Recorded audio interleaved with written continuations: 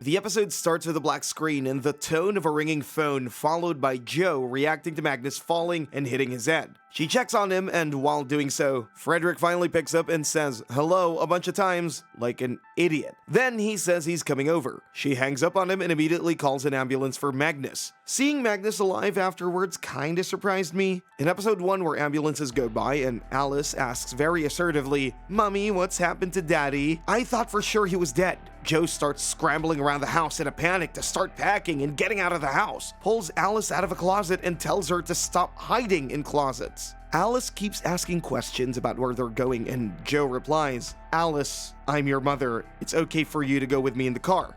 I chuckled slightly at this because it's pretty clear by now that she's an alternate reality Joe to this reality, so no, she's kinda not Alice's mom. Unfortunately for this reality's Alice, her mom got swapped for this crazy person and died in her reality. Joe and Alice head to the car, and during this time we can see Magnus just barely moving. Just enough to make you think, yeah, he's hurt, but he'll be okay. As Joe leaves the house, she declines a call from Frederick, and you can see the background picture of her daughter wearing a blue shirt and black collar. This reality's Alice likes blue, but Joe's Alice in her reality likes red, which can be seen here in episode 1, just like her car in episode 3. We got a new car. What? It's blue. It is? It's not red.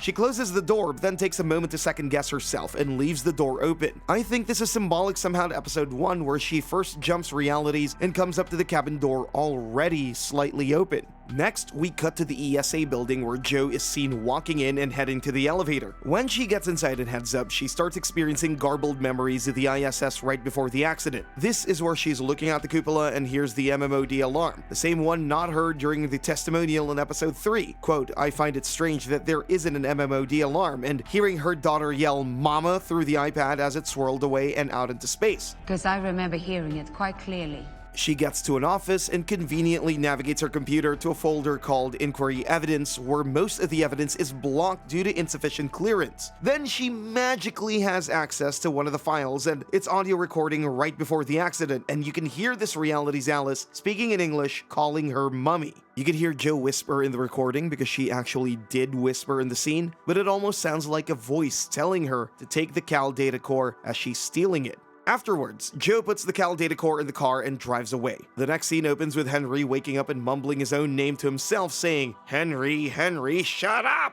I thought this was Bud, but then the caption on the screen is Henry Caldera's room, and it's much better than Bud's crappy apartment. Plus, I think Henry's already losing it. Henry hears someone knock on the bathroom door, but when he answers it, there's no one there. He checks all over with grooming scissors in his hand, ready to literally cut some ass. The other Henry, also known as Bud, appears in the mirror behind him, but Henry doesn't see him when he turns around, which I gotta say, it's always creepy to see scenes like these in shows. Anyway, Henry has a call with Irene, and she asks if he's taking the pills. During the call, she talks about an article explaining quantum entanglement and how one entangled particle can impact the other, kinda like Henry and Bud. While waiting in line for the ferry, Joe has a call with Sergey and asks him about the vitamins. And she tells him that she got lithium pills instead of vitamins. He thought maybe she mixed up the results, but she reminded him of how detail-oriented she is, and then he believed her. Joe realizes that her car and bag were about to be inspected by the police, so she sneaks and moves the Cal data core from her bag with ice in it under her legs on the driver's side floorboard. Joe's about to play the tape she has while the Cal data core is right under her legs, but then she has to hang up and go. Later, we realize what a miss this is because any audio with static would have come through clearly.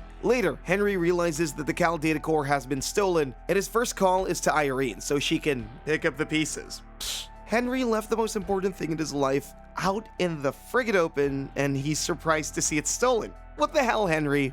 Bud is drunk at his apartment, calling his family and trying to set up time to visit them. His daughter's name is Henrietta, and I'm just thinking like, why did you have to do this to that poor girl? The scenes proceeded to cut back and forth between Bud and Henry washing up in the bathroom. Bud's voicemail message about where the money for a car sale went is playing, and that same voice message is heard while the camera switches to Henry. The show seems to be implying that Henry can hear this because he lets the mirror fog up and writes, "Leave me alone." Bud is seen noticing the words "leave me alone" written in his apartment mirror, but it's written backwards as though written from the other side. This clearly ties back to the phone call he had earlier with Irene. Joe and Alice are at a diner and Joe is asking about the cupboard, her fears, and if she saw her funeral. Alice confirms and tells Joe that her fear's name is Devalia. First, she calls it Valia. Joe repeats Valia, and then Alice corrects her and says Devalia. Alice tells Joe that Devalia tricks her into not playing, into not hiding. This is really weird because this actually sounds like Joe, because Joe hates Alice hiding. Alice and Joe both agree to draw their fears, and then Joe makes a call to the Denmark Observatory that they're going to. But they hung up on her. She looks them up on her phone and sees that they've gone to prison and have tried to extort other astronauts. She then questions her decision and then calls up Magnus for help. Oh, you mean the guy you just recently injured? Okay, but whatever, I don't judge. Alice comes to show her mom her drawing. It is the same dead cosmonaut that looks just like what Joe saw in space. Joe and Alice never talked about this, so there was no way Alice knew this from Joe.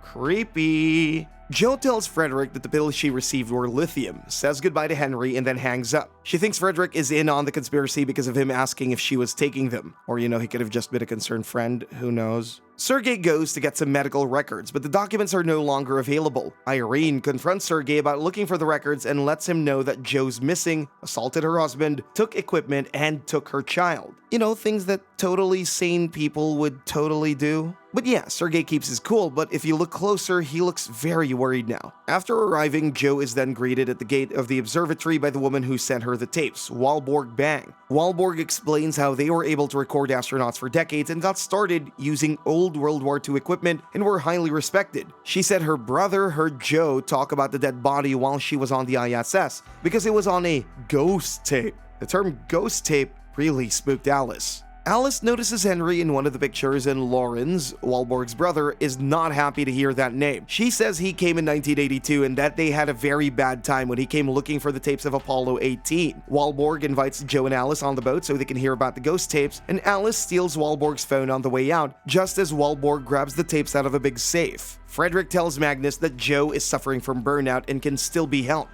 He convinces Magnus to work with him instead of going to the police. Back with Joe and Alice, Walborg tells Joe and Alice about when cosmonauts on Soyuz 7 saw an orange glow around the station that looked like angels. Then, 3 more cosmonauts joined them and they saw the same thing. Here's where the title of the episode is said by Walborg in the boat. As they head offshore, 5 miles out, the sound is clear. She explains that you gotta get away to hear it and to lose yourself. Alice, the little shit, hacks Walborg's phone password by remembering the 8787 sign that she saw posted on the wall. This girl really comes across being a lot smarter than her mom sometimes, I'll be honest with you. Alice is freaking out about the tape playing and screaming to turn it off. Walborg explains that this tape recorded a woman clearly dying, but there were no reported deaths, and that this could be the dead cosmonaut that she saw. Walborg asked if they wanted to hear Paul Lancaster, asking, did he really die? While she played the tape, the garbled sound of him didn't convince Joe. Walborg tries to force them to listen to Lancaster, but they refuse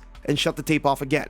This ends the session and they head back to land. These old people were getting very carried away with these damn recordings. But anyway, Alice calls her dad and tells him all about where they are, what they've done, where they're going, and that she doesn't want Joe taken away from her. Walborg feels that the tapes could be helpful to Joe, so she gives them to her. Henry goes to Frederick to demand that he comes along to retrieve the Cal device. While arguing with Frederick, he kind of freezes up and makes a funny look, and then pisses himself right in front of Frederick, and then laughs shamelessly, like Bud. Then the eerie music stops, and then Henry says, I'm coming with you, I just need to change, like a boss. This man's the only man besides Adam Sandler who can make pissing himself look cool. Some of you are probably gonna get that joke. While driving, Joe asked Alice to put in the tape from November 23rd, 1967, expecting nothing but static, but just as it gets clear, Alice yells, Mommy, that's Nevalia, and Joe slams the brakes. Joe realized that the static went away for some reason and then quickly realized that it went away when it was next to the Cal device. They now have a way to hear and prove it. The last words of the voice on the recorder were, the world is the wrong way around.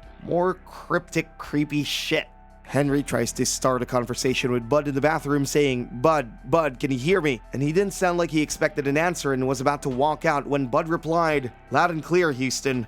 Henry accuses Bud of not taking his pills and Bud confirms, enough is enough.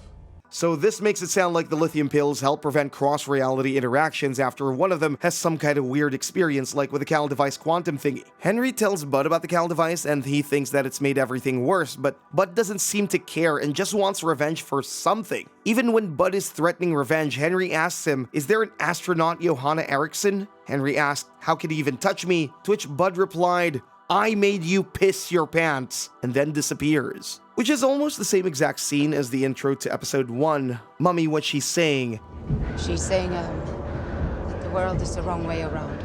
Joe comes up to 2 roads right before the turn to the cabin, but there have never been 2 roads before. This is probably due to the Cal device, but she drives straight over the lake instead. Lots of people do it, she says to Alice, and Alice is like, sure. They arrive, and the arrival scene looks just like it did in episode 1. While Joe is getting out of the car with this reality's Alice, she hears the voice of her Alice say, "Mama?"